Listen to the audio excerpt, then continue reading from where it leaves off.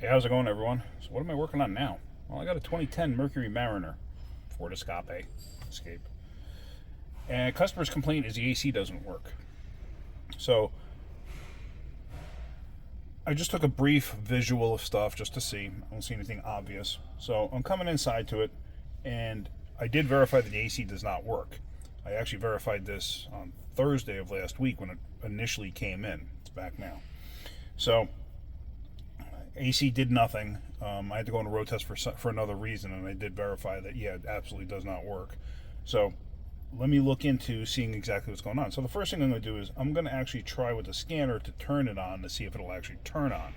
So I got the scanner hooked up. I did check for codes. I'm sorry, I meant to say check for codes first just to see, because sometimes you could have an engine code that might be something where they actually will shut the compressor off or not allow the compressor to turn on for whatever reason because of the code that's being set, you know.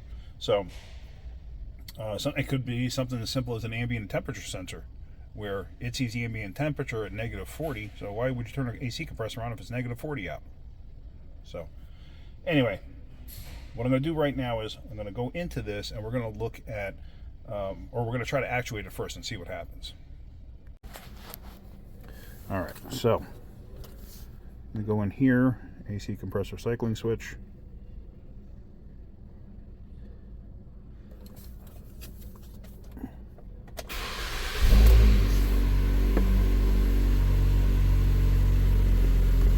Your lights give a glare.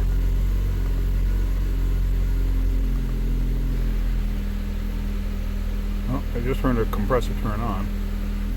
Now it's off. Now it's on.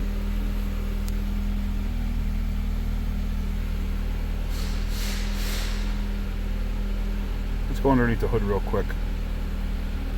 Okay, so up under the hood here, and look, you see the compressor's not on.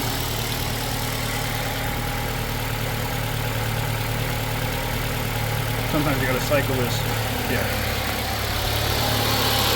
And the compressor is on. Okay. So why is that? Don't know. Gotta look into that and see. Could be as simple as not on charge. So what I'm gonna do first is I'm gonna actually hook the machine up to it. I'm gonna draw down what's in the system, verify how much of a charge it is, and then fully charge it just to make sure that everything's where it's supposed to be first. Okay, so from what I'm seeing right now, there's nothing in the system. My gauges are on 0.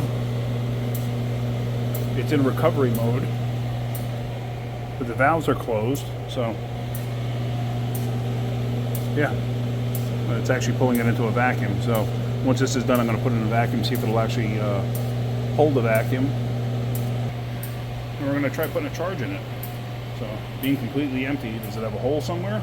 Probably, and we're going to have to try to figure that out. Okay, so we're fully charged now, so let's start it up and see if the AC actually works. I mean, it should, considering that it would work from the scanner, or it would actuate from the scanner.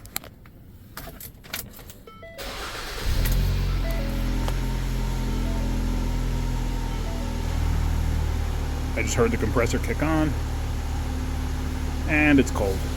Okay.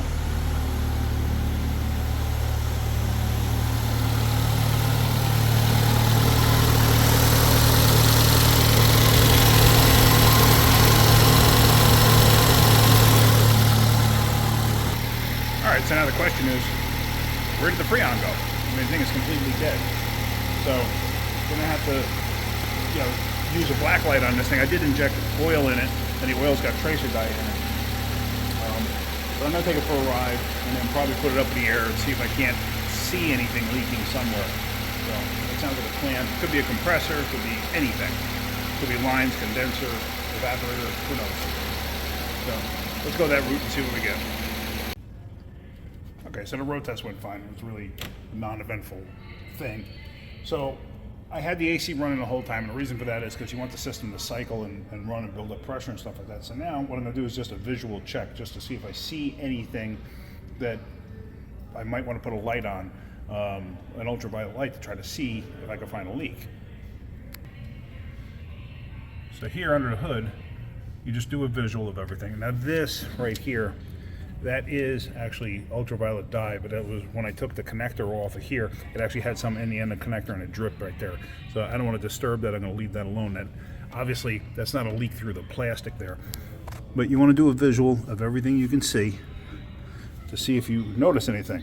Like I went with a flashlight down through here, and basically you look at the bottom of the condenser and the corners, stuff like that, front and back side, and I don't see anything from here. So I'm going to put this thing up in the air, and then let's take a look.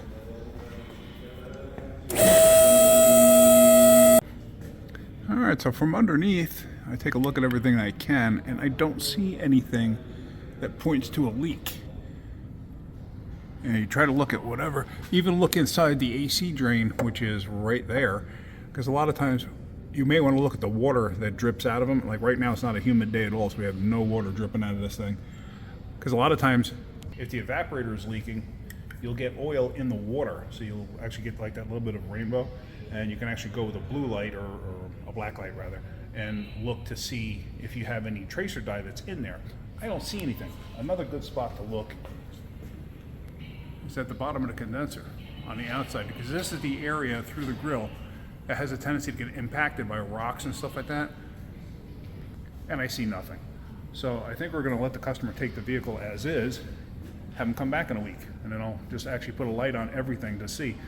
Because a lot of times too, you don't want them to drive it for a very long period of time, because water will have a tendency to wash the stuff off. You get like a misty, rainy day, it'll have a tendency to wash everything off. So you want to have them drive it for a couple days. You know, don't tell them to just take it and come back when the AC doesn't work and then look to see if you can find a leak. It doesn't work that way. So I think that might be what we're going to do in this situation.